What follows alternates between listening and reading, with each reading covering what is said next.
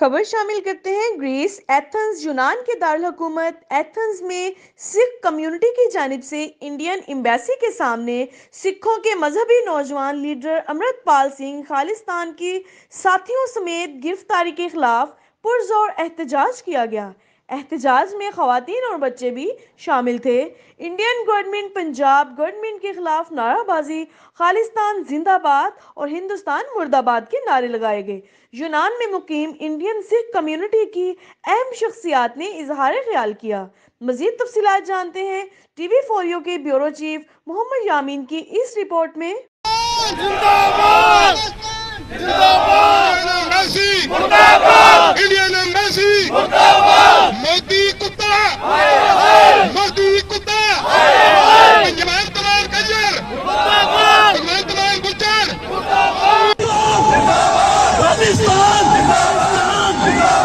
भाई अमृतपाल सिंह जी जिंदाबाद भाई अमृतपाल सिंह जी कोई भी कानून की धारा है कानून नहीं कहता क्योंकि 30 साल उन्होंने बद समय हो गया जेलों पर सिर के कोई भी गल कोई जू नहीं सरकती भी ये सिख जड़े ने शांतमई अज फिर एक सिख कौम मिलिया जिन्ने सिख कौम अपने हक दिवाने की गल की।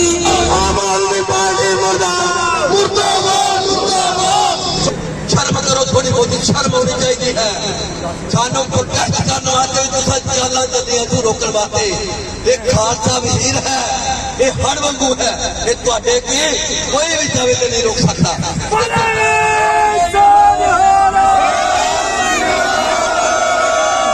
पर अज जो तू कर दिया है भगवंत मान, एक गल चेते रखी, ये जिन्ने भी इत्थे आए ने ये सारे बराबर दे भरा नहीं।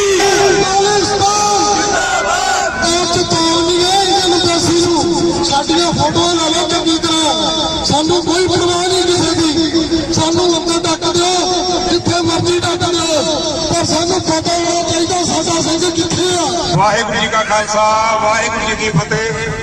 सारी संगत जिन्नी भी इतने चल के आई है उन्होंने सारिया का मैं तहे दिलों धन्नवादी हाँ। मगर इन्होंने सरदार अमृतपाल सिंह नूं इन्होंने किसी झूठे मुकाबले इन्होंने किसी होर भैड़े कारनामे में दबोचिया ते इन्होंने दस दिने कि तुहाडियां अंबैसियां ने हथां पैरों खिंच के ले जानियां ते जेड़े झंडे तुसीं चलाउणे ना 3 रंगे, ये 3 रंगे नहीं फिर लभणगे।